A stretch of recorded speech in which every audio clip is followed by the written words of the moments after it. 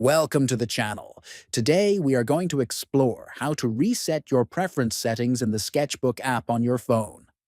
If you have customized your settings and want to return everything to the original defaults, first, open the Sketchbook app on your phone.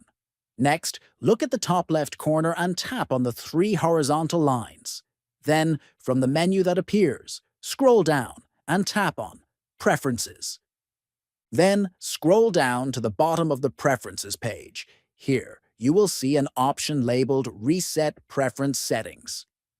Tap on this option to begin the reset process. Finally, a confirmation pop-up will appear, asking if you are sure you want to reset your preferences. Confirm the action by tapping OK.